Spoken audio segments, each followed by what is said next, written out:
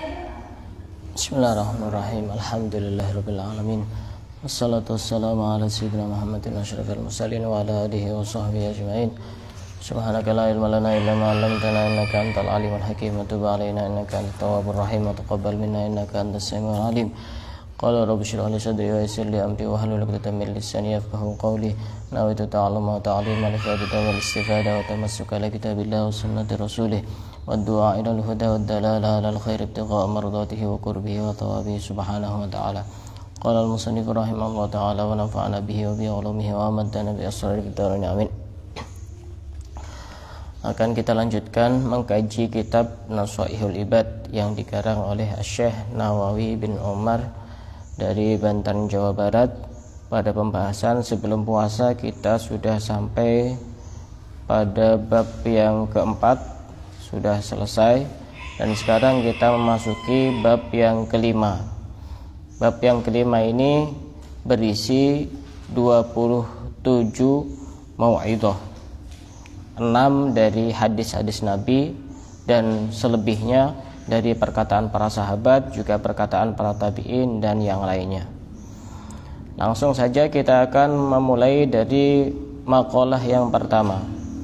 Al-maqalatul ula, ruwiya anin Nabi sallallahu alaihi wasallam, bahwasanya Rasulullah sallallahu alaihi wasallam bersabda, man ahana khamsatan khasira khamsatan. Barang siapa yang meremehkan 5 orang dari manusia, maka dia akan rugi terhadap 5 hal. Kalau kita meremehkan 5 orang ini, maka kita akan rugi 5 hal. Apa 5 orang dan 5 hal itu? Pertama, man istakhaffa bil ulama khasirad din. Barang siapa yang meremehkan dengan ulama, maka dia akan rugi terhadap agama. Kenapa meremehkan ulama itu bisa menjadikan kita rugi terhadap urusan agama? Karena yang membawa agama itu adalah ulama. Li'annal ulama warasatul anbiya. Innal anbiya lam yuwarrithu dinaran wala dirhaman wa innama warrathul ilma. Para nabi itu tidak mewariskan dinar dan dirham, akan tetapi mewariskan ilmu. Sedangkan ilmu itu yang membawa ketika Nabi sudah wafat adalah para ulama. Makanya kalau kita meremehkan para ulama, urusan agama kita pasti tidak mendapatkan apapun. Sebaliknya, kalau kita bisa menghormati ulama, bisa mengagungkan ulama, bisa memuliakan ulama, pasti kita akan mendapatkan agama yang cukup banyak. Dan bukan cuma kita yang bisa merasakan dengan memuliakan ulama, tapi anak-anak kita, cucu kita pasti akan mendapatkan kemuliaan juga. Jadi pernah ada cerita nyata, tidak saya sebut namanya karena orang sini dan masih hidup. Jadi ada seorang tokoh yang anaknya itu punya kelebihan yang luar biasa. Hafal Quran, terus hafal ini, hafal itu, pokoknya dia punya banyak kelebihan. Setelah diteliti ternyata itu tokohnya ini, ayahnya ini berbeda memperlakukan anaknya yang ini dengan anak-anak yang lain. Kalau anak yang ini ternyata dia itu sering sedekah diniatkan untuk gurunya. Kalau ketemu dengan gurunya pasti memberikan hadiah demi memuliakan orang yang mengajari kepada anaknya. Sehingga anak ini tumbuh dengan pertumbuhan yang tidak sama seperti saudara-saudara yang lain. Masih kecil hafal Quran, hafal kitab ini, hafal kitab itu. Masih ada orang sini, orangnya masih hidup, jadi tidak saya sebutkan namanya. Itu karena memuliakan ulama. Memuliakan ulama ini penting. Tapi kadang-kadang orang itu tidak paham bagaimana cara memuliakan ulama, orang-orang yang berilmu. Boleh orang itu, kalau istilah sini nyabis kepada ulama, nyabis kepada orang yang berilmu. Tapi ada sebenarnya jauh lebih penting, yaitu belajar. Misal ada sekarang sudah waktunya mau haji misalkan, ada orang datang kepada ustadz, kepada kiai, mohon doa restunya, mohon doa barokahnya, saya mau berangkat haji, semoga saya menjadi haji yang mabrur. Bagus apa enggak? Bagus. Tapi kalau dia tidak belajar bagaimana caranya haji, syarat rukunnya bagaimana, ini sama seperti orang datang kepada kiai, dia pengen perjalanan, tidak bisa naik motor, dia bilang, kiai mohon doanya semoga saya selamat. Kamu mau kemana? Saya mau ke Jakarta. Naik apa? Naik sepeda motor. Kira-kira gimana? Selamat apa tidak selamat? Selamat apa tidak selamat? Tidak selamat. Kenapa? Karena dia tidak bisa nyetir sepeda motor. Jadi orang itu kadang-kadang suka nyabis, dia tak mau cari ilmu. Ada yang lebih penting dibanding itu. Bukan kita menyalahkan, ya bagus, sudah bagus daripada datang kepada orang yang tidak tepat. Itu sudah bagus, datang kepada ulama, datang kepada kiai, datang kepada ustadz, minta ini, minta itu. Tapi ada yang jauh lebih penting, urusan kesehariannya, ibadahnya bagaimana, tata cara wudhunya bagaimana, tata cara sholatnya bagaimana, itu jauh lebih penting. Karena kadang ada orang itu yang dia itu melakukan yang penting tapi melupakan yang lebih penting. Jadi itu ada tingkatan-tingkatannya, dan kita harus memprioritaskan yang pertama. Ada tingkatan itu yang amat sangat penting, ada yang sangat penting, ada yang agak penting. Ada yang penting, ya semuanya penting. Menurut kita semuanya penting. Tapi di antara yang penting itu kan pasti ada peringkatnya. Ada nomor 1, ada nomor 2. Pastinya kita harus memprioritaskan orang Jawa, orang desa. Itu yang nomor 1. Yang lebih penting yang mana? Maka ketika orang meremehkan dengan ulama, maka dia akan rugi terhadap agamanya. Rugi terhadap agama ya bisa jadi dia tidak tahu urusan ibadahnya. Dia bisa jadi tidak selamat karena dia tidak memuliakan kepada ulama. Dan bahkan dalam satu keterangan disebutkan, orang yang lari dari ulama, maka dia akan mendapatkan beberapa hal. Pertama, yarfa'ullahul barokah min kasbihim. Orang tersebut akan diangkat keberkahan dari pekerjaannya. Bisa jadi pekerjaannya menghasilkan uang yang cukup banyak tapi tidak berkah. Penghasilannya tidak berkah. Tidak berkah itu bagaimana? Ya bisa jadi dia dapat uang banyak tapi cepat habis dengan hal-hal yang tidak manfaat. Atau tidak cepat habis tapi dia itu uangnya dicuri atau hilang, itu tidak berkah. Kenapa? Karena lari dari ulama. Salah satunya seperti itu. Jadi yang menjadikan kita bahagia itu bukan dengan banyak materi, tapi dengan hati yang terpaut dengan orang-orang soleh. Seringkali saya sampaikan bahwasanya setiap orang itu pasti tidak bisa lepas dari masalah. Tidak ada orang di dunia ini yang lepas dari masalah, tidak ada. Siapapun, mau kelas biasa, mau kelas kiai, mau kelas presiden, tidak ada yang tidak punya masalah. Semuanya punya masalah.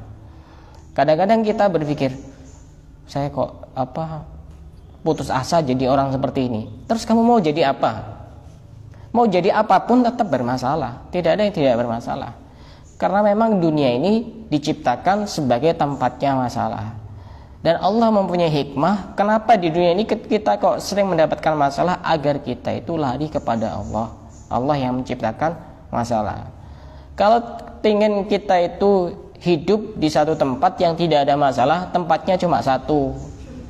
Tempatnya adalah surga. Selama kita masih belum di surga, tidak mungkin kita bisa lari dari masalah. Tidak mungkin.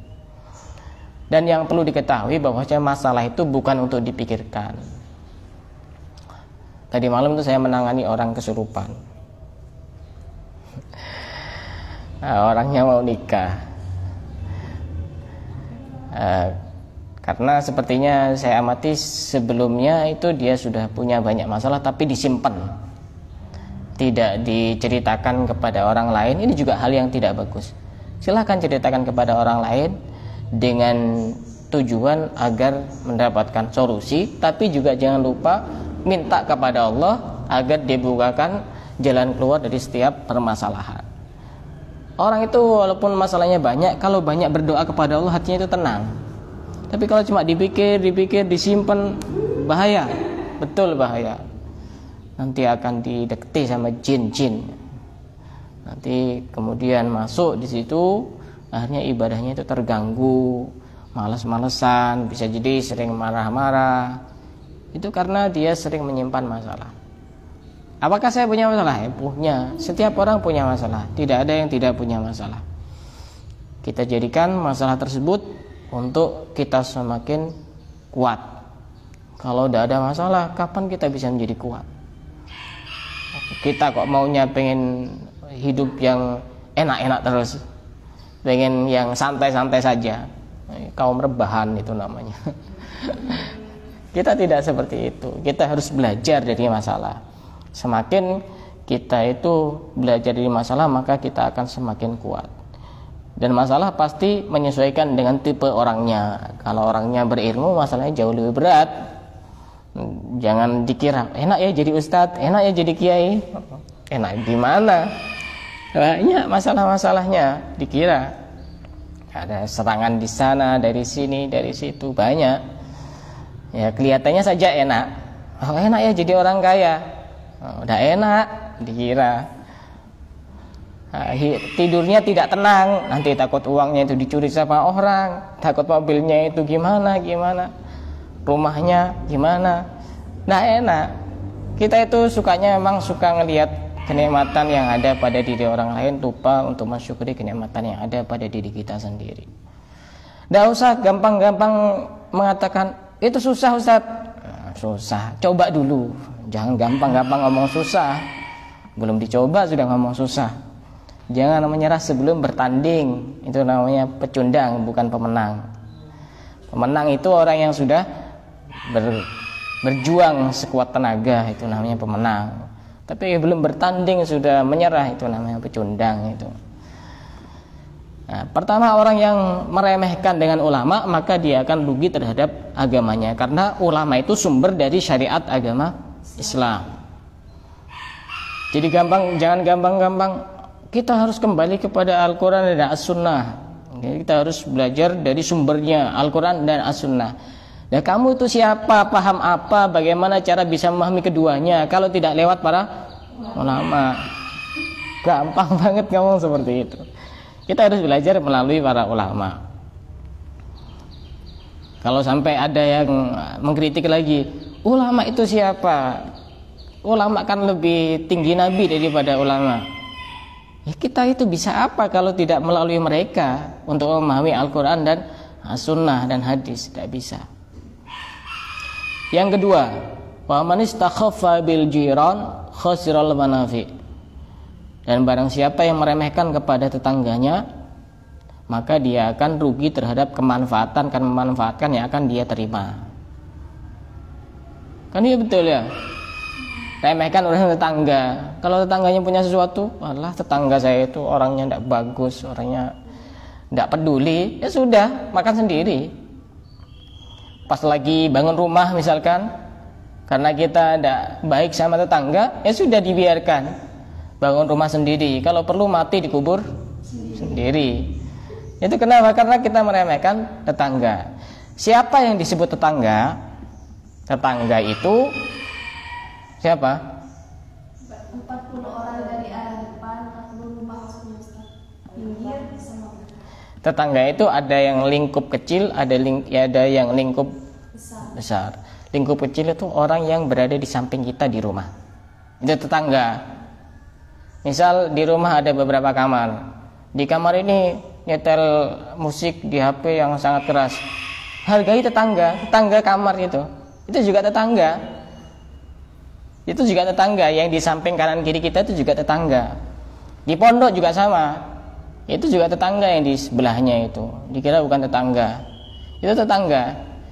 Tapi kalau kita lihat dari kita hidup bermasyarakat, maka tetangga yang bisa disebut tetangga itu 40 rumah ke kanan, 40 rumah ke kiri, 40 rumah ke belakang, 40 rumah ke depan. Itu namanya tetangga. Jadi kalau kita sudah mempunyai tetangga, maka kita mempunyai hak-hak untuk menghormati tetangga. Salah satunya apa? Ketika sakit kita jenguk. Ketika misalkan dia pengen hutang, ya kita hutangi. Kalau ada ya tidak usah. Kalau dia punya aib, kita tutupi. Ketika dia mendapatkan sesuatu yang membahagiakan, kita ucapkan selamat kepada tetangga itu. Ketika mendapatkan musibah, maka kita takziah atau menghibur kepada tetangga itu. Dan yang agak sulit itu kita tidak meninggikan bangunan di atas bangunan tetangga. Ini yang susah. Apa alasannya? Karena angin itu dia tidak bisa sampai kepada tetangganya, terhalang oleh bangunan itu. Ini yang susah sekarang, di zaman sekarang. Kalau dulu mungkin tidak seperti sekarang. Bangunan-bangunan rumah mungkin masih biasa-biasa. Sekarang ada lantai 2, lantai 3, ada yang sampai gedung bertingkat-tingkat. Itu yang susah. Dan juga kalau kita memasak sesuatu, kita kasih kepada tetangga. Makanya kata Rasulullah, kalau kita memasak yang itu sifatnya masakan berkuah, maka sebaiknya kita memperbanyak kuahnya. Seperti soto, rawon, itu banyak. Ya, banyak kuahnya, nanti tetangganya dikasih, tapi jangan dikasih kuahnya saja. Masa dikasih kuahnya saja, tidak ada isinya. Ya minimal tetangga itu sudah senang loh. Walaupun isinya cuma 1-2 potong sudah senang itu. Tapi jangan sampai tidak ada isinya. Ini sebenarnya pengen ngasih apa, sedang menghina. Itu udah bagus. Bahkan dijelaskan bahwasanya kalau anak-anak kita itu sedang kita kasih makanan, maka jangan sampai anak kita keluar, di mana ketika di sana keluar ketemu dengan anak-anak tetangga dan anak kita tidak memberi kepada mereka. Itu hal yang tidak bagus. Kadang orang sekarang, misal lagi ada banyak temannya main ke rumahnya, dia bawa makanan dari rumah, yang temannya yang lain cuma lihat saja. Tidak bagus kalau seperti itu. Silakan kasih makanan, tapi bilang sama anaknya, itu nanti teman-temannya kasih. Kalau tidak seperti itu, mending makan di rumah, menyakiti perasaan teman-temannya itu. Khawatir nanti dia lapor kepada orang tuanya, Bu, tadi saya itu pengen itu, ternyata ibunya tidak punya uang. Betapa hancurnya itu hatinya ibu itu karena tidak punya uang. Ini hal yang sepele sebenarnya, tapi kadang sering disepelekan sama orang. Jadi kalaupun anak-anak kita, kalau misalkan di sekolah juga lagi bawa makanan dari rumah, ya bilang, pesankan sama anak-anaknya biar berbagi kepada teman-temannya. Anak saya juga, saya belajar seperti itu. Kadang bawa makanan dari rumah, terus dia bilang waktu pulang, "Bah, tadi makanannya tak bagi ke teman-teman." "Oh iya, tidak apa-apa, bagus. Kalau begitu besok bawa lagi. Kalau ada yang banyak, bawa yang banyak." Bagus kalau seperti itu. Jadi sampai seperti itu dijelaskan bahwasanya kalau beli buah-buahan, kalau kita tidak mau ngasih kepada tetangga, sembunyikan.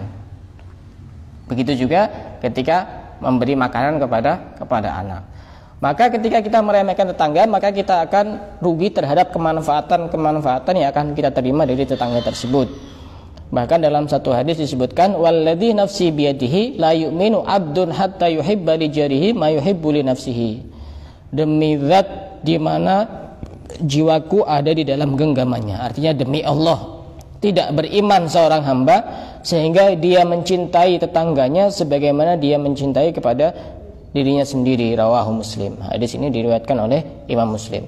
Kalau kita suka kita diperlakukan seperti ini, maka sebenarnya kita juga harus memperlakukan tetangga seperti yang kita suka. Tapi dalam rangka ini adalah hal-hal yang positif. Hal-hal yang positif. Kalau hal-hal yang negatif maka tidak diperbolehkan. Misal Ada orang hobi minum minuman keras, dia suka. Oh, berarti kita perlakukan kepada tetangga tidak boleh kalau seperti itu. Tidak boleh. Orang suka mencuri, maka kita kasihkan kepada tetangga. Ini juga tidak boleh. Jadi suka di sini dalam arti yang positif. Dan termasuk hak-hak tetangga itu kita bersabar atas hal-hal yang menyakitkan kita dari tetangga kita. Ya, tetangga itu kan juga memang macam-macam modelnya itu. Bahkan diceritakan dulu itu ada seorang ulama bernama Malik bin Dinar, punya tetangga Yahudi. Tetangga Yahudi ini kamar mandinya, jedingnya itu pas bersebelahan dengan kamarnya.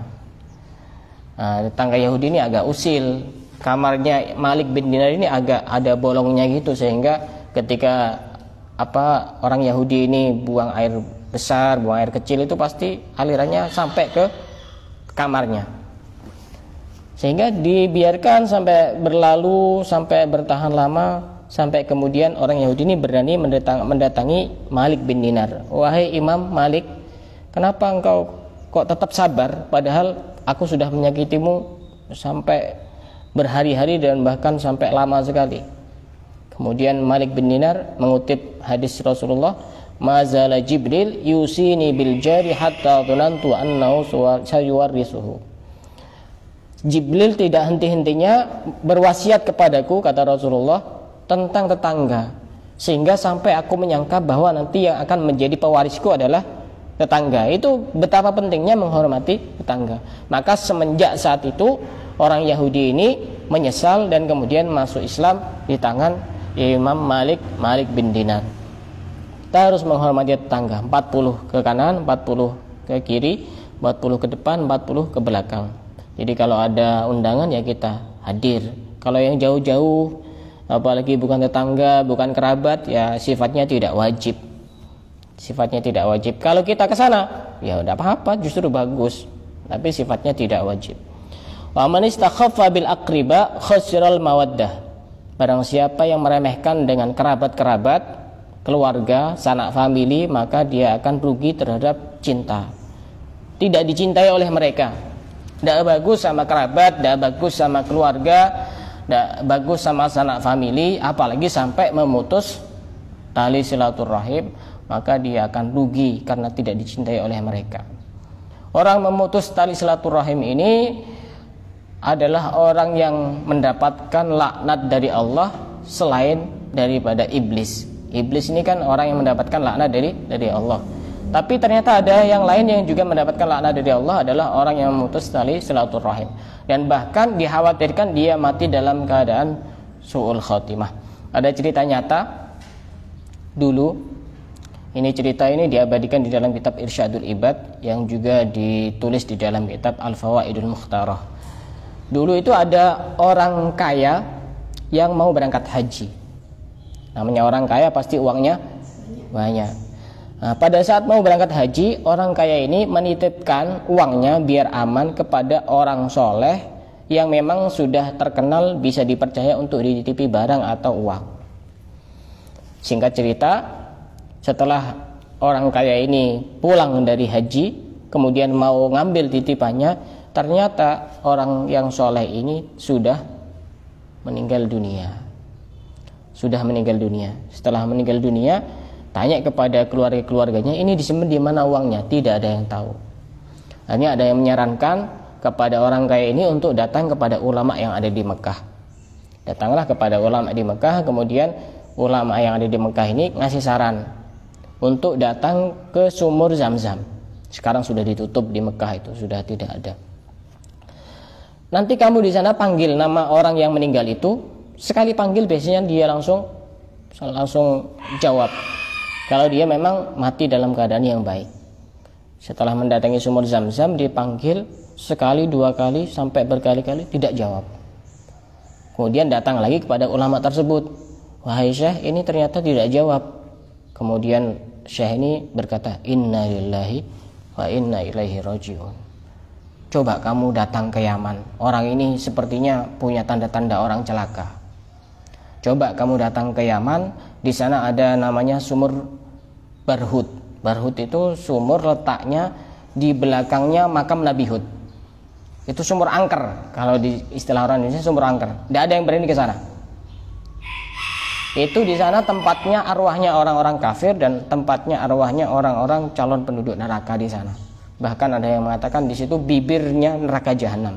Ada di sumur Barhut, ada di Yaman, masih ada sampai sekarang.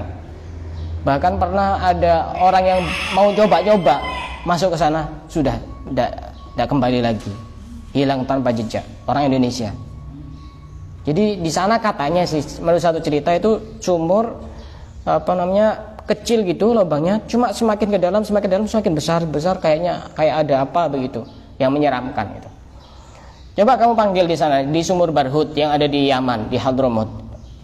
Setelah dipanggil satu kali ternyata langsung jawab. Oh, ini berarti padahal orang soleh ini. Kok bisa manggil di sini dia jawab? Akhirnya apa?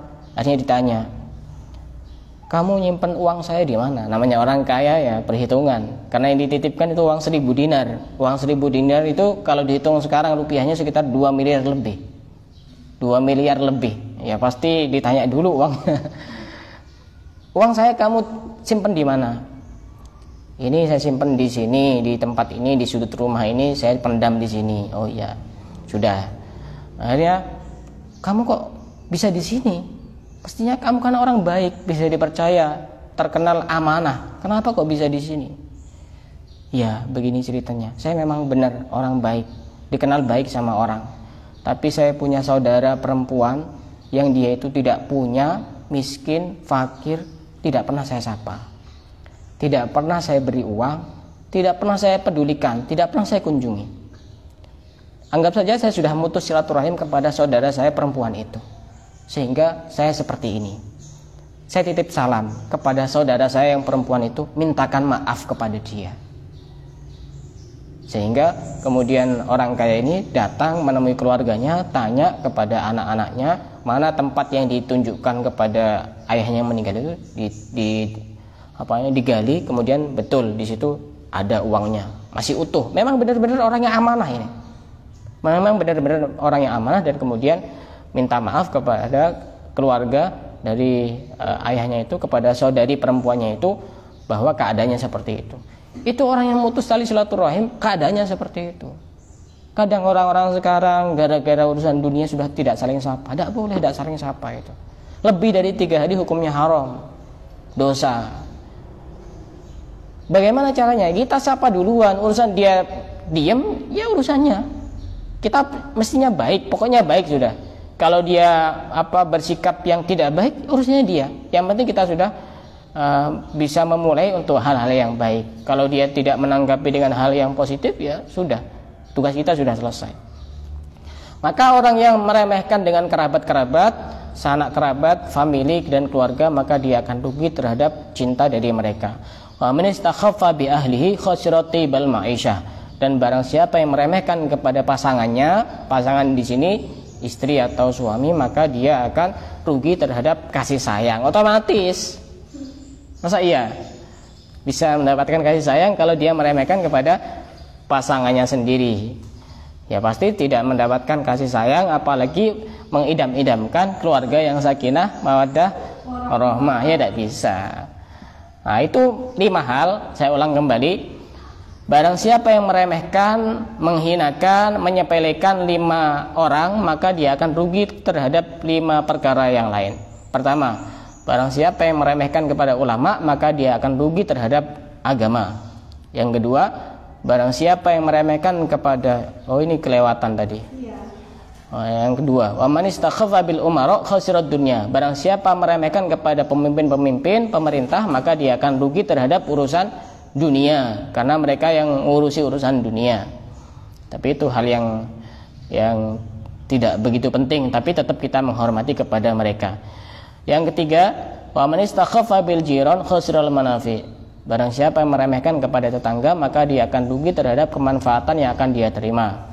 Yang keempat, wa man istakhaffa bil aqriba khasiral mawaddah. Barang siapa yang meremehkan kepada kerabat-kerabat, maka dia akan rugi terhadap kecintaan dari mereka. Dan yang kelima, barang siapa yang meremehkan kepada pasangannya, maka dia akan rugi terhadap kasih sayang dari dari mereka. Itu 5 hal yang perlu untuk kita pahami, yang perlu untuk kita renungkan, dan insya Allah akan kita lanjutkan besok makalah yang kedua dari bab yang kelima. Dari sini ada yang mau ditanyakan, dipersilakan. Jangan banyak-banyak tanyanya ya. Saya soalnya dapat undangan dari Mbak Ila ini jam 7. Meremehkan ya bisa dengan menyakiti, bisa juga dengan hati itu dengki kepada mereka, jadi dia sok pura-pura baik, itu juga bagian dari meremehkan itu. Atau apa contoh, kita punya pengeras suara, tiap hari musik-musikan terus, setel dangdutan, nggak ada acara, nggak ada hajatan. Ada loh tetangga yang model seperti itu. Iya, ada di sini orangnya, ada. Ada yang seperti itu juga. Padahal dia juga bukan orang yang menyewakan sound system, padahal di setel cek banternya tetangganya itu udah peduli. Itu juga bagian dari meremehkan. Ya banyaklah contoh meremehkan, bisa kita lihat sendiri. Meremehkan tuh urusannya banyak. Ada pertanyaan yang lain? Tidak ada. Kalau tidak ada, kita cukupkan sampai di sini. Wallahu a'lam bishawab.